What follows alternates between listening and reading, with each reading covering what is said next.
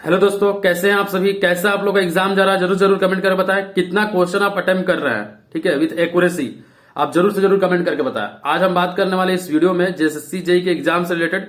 कल 31 अक्टूबर था और एग्जाम कल के डेट में हुआ था, उसी के रिगार्डिंग बातें करने वाले हैं।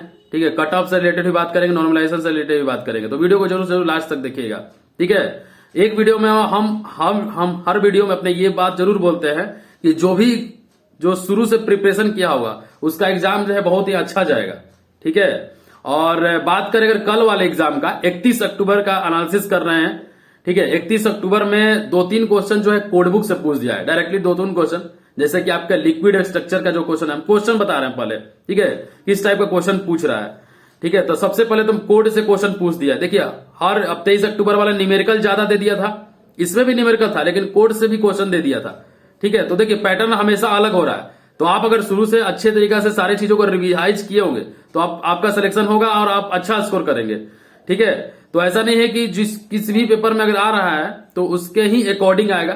ठीक है, 2-3 क्वेश्चन हो सकता है आ जाए सेम, लेकिन मैक्सिमम क्वेश्चन नहीं आएगा सेम। ठीक है, तो हम पहला बात बोल रहे हैं कि पहला जो क्वेश्चन था, अभी हम पहले क्वेश्चन के बारे में बोले, तब इसके बाद हम डिस्कस करेंगे कि आखिर किस टाइप का क्वेश्चन आ रहा है और आप लोग और आगे जिनका भी एग्जाम है उनको कैसे डील करना है सब चीजों से।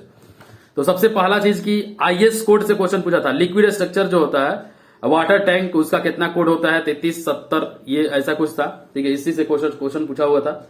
इसके बाद आपका इससे क्वेश्चन था विंड लोड में IS 875 होता है ना, IS 875 जो होता है वो आपका लोड के लिए है, कोडबुक जो है लोड के लिए है। पार्ट 1 में जो है डेड लोड है, पार्ट 2 में लाइव लोड है, पार्ट 3 में आपका विंड लोड है, पार्ट 4 में आपका स्नो लोड है और पार्ट 5 में आपका special load and load combination है। 5 पार्ट होता है इस 875 का। पहला पार्ट में डेड लोड, दूसरा पार्ट में लाइव लोड, तीसरा पार्ट में विंड लोड, चौथा पार्ट में स्नो लोड और पांचवा पार्ट में special load and load combination. ठीक है, 1893 जो होता है अर्थक्वेक रिटेनिंग स्ट्रक्चर का होता है। 456 आपको पता ही आरसीसी का है। 269 ओपीसी 33 ग्रेड के लिए है। 8112 जो है 43 ग्रेड के लिए है और 12269 जो है आपका 53 ग्रेड के लिए है। 8041 जो है वो आपका सीमेंट के लिए है। 383 जो है एग्रीगेट के लिए है। तो ये सारा कोडबुक से क्वेश्चन पूछ रहा है, तो कोडबुक का सिर्फ नाम एक बार कर लीजिएगा। ठीक है, मेरे पास एक पेज है जिसमें कि सारा का सारा कोडबुक का जो इंपोर्टेंट है लिखा हुआ है, हम उसको टेलीग्राम में डाल देंगे। दूसरा क्वेश्चन आपका इलर लोड से था। इलर लोड होता है ना आपका लोड कैपेसिटी निकालने के लिए, तो वो उससे क्वेश्चन था। इसके बाद न्यूमेरिकल था। देखिए, स्ट्रेंथ ऑफ मटेरियल से न्यूमेरिकल था, आरसीसी डिजाइन से न्यूमेरिकल था और हाईवे और सॉइल, ये सबसे न्यूमेरिकल क्वेश्चन था। इलेक्ट्रिकल में आपका सर्किट वर्किट से क्वेश्चन पूछ रहा है। ये सब तो देखिए कॉमन है, हम बस आपको बता दे रहे हैं किससे किससे सबसे कवर हो रहा है। आप अगर अपने चीजों को जो है जो भी सब्जेक्ट आप उसको अच्छे तरीके से रिवाइज किए होंगे, क्वेश्चन अच्छे तरीके से जो भी शॉर्ट बताया है उसमें किए होंगे। आरसीसी से न्यूमेरिकल बहुत ज्यादा पूछा हुआ था, आरसीसी का वीडियो भी हम बना चुके हैं न्यूमेरिकल का, तो आप उसको भी देख सकते हैं। जो भी शॉर्ट न्यूमेरिकल पूछेगा, आई सेक्शन में पूछ दिया था सेंट्रोइड निकालने के लिए। ठीक है, तो और वाटर सप्लाई से 2-3 क्वेश्चन था। कंप्यूटर से इजी क्वेश्चन था। कंप्यूटर में ENIAC होता है ना, ENIC, उसमें आपका पूछ दिया था कि आई मतलब क्या होता है। तो इनैक का फुल फॉर्म क्या होता है, electronic numerical integrator and computer, तो इंटीग्रेटर हो जाएगा। तो इस तरह का क्वेश्चन पूछा हुआ था। और भी मेरे पास बहुत सारे क्वेश्चन है, जिसमें कि पहला क्वेश्चन आपका एक और क्वेश्चन आया हुआ है एक लड़का से, calculate earth work embankment by mid ordinate and trapezoid rule. इसमें से 2 क्वेश्चन पूछा हुआ था। Passing from one sieve and retaining on another और फाइंड फ्लैकिनेस पूछा हुआ था, फ्लैकिनेस निकालने के लिए। इस तरह से 2 क्वेश्चन था इस पे। अब एंगुलरिटी नंबर से क्वेश्चन था, वाटर क्वालिटी पैरामीटर से क्वेश्चन था। ठीक है, IS 2296-9082, इससे जो वाटर क्वालिटी पैरामीटर उससे क्वेश्चन था। E और K और G का जो रिलेशन होता है, E equals to 2G into 1 plus mu, E equals to 3K into 1 minus 2 mu, E equals to 3K, ये E equals to 3K into 1 minus 2, ये इस पे भी क्वेश्चन था। ठीक है, इसके बाद T सेक्शन और I सेक्शन में CG निकालने के लिए पूछ दिया था। प्लास्टिक कॉम्पैक्ट सेमी कॉम्पैक्टर जो स्टील में होता है ना, cylinder section, plastic section, semi compact section, compact section, तो ये सब से क्वेश्चन पूछ दिया था। नॉइज लेवल से 2 क्वेश्चन पूछ दिया था। ऑटो साइकिल का एफिशिएंसी निकालने का फॉर्मूला पूछ दिया था। ठीक है, जनरल इंजीनियरिंग में। इसके बाद आप देख सकते हैं, इसके बाद आपका ये हो गया वर्थ वर्क निकालने का फॉर्मूला हम बताए दिए। EKG रिलेशन से बताए थे। रेगुलेटरी साइन, जो हाईवे में रेगुलेटरी साइन था उससे क्वेश्चन था। इसके बाद आपका कोड हो ही गया, IS 875 हो ही गया। सेटलमेंट निकालने वाला फॉर्मूला से क्वेश्चन था। सेटलमेंट निकालने वाला, ठीक है। और स्टेटमेंट से 10 से 15 क्वेश्चन स्टेटमेंट से होगा, ठीक है। और तो ये सारा जो क्वेश्चन है वो इससे पूछा था। देखिए ओवरऑल हम अगर पूरा तो क्वेश्चन आप लोगों के सामने हम बता दिए कि किस टाइप का क्वेश्चन पूछा हुआ था। जो पेपर 1 था, पेपर 1 23 अक्टूबर वाला में भी बोला गया था कि थोड़ा सा इजी था पहले वाले के कंपेयर में। इस समय भी पेपर 1 इजी था, पेपर 2 थोड़ा सा हार्ड था। मतलब सिविल में पूरा जो है क्वेश्चन को हार्ड कर दिया है। पेपर 1 इजी कर दिया है, सिविल हार्ड कर दिया है। देखिए हार्ड वैसा नहीं है, जो पढ़ा होगा और जो अच्छे तरीके से तैयारी किया होगा, जो अच्छे तरीके से रिवाइज किया होगा, वो न्यूमेरिकल भी बनाएगा और अपना मतलब थ्योरेटिकल भी बनाएगा। दोनों क्वेश्चन को वहां पे जाकर सॉल्व करेगा। हम पहले भी बार बार एक ही बात बोलते थे कि जो भी शुरू से लगा होगा उसका सिलेक्शन होगा।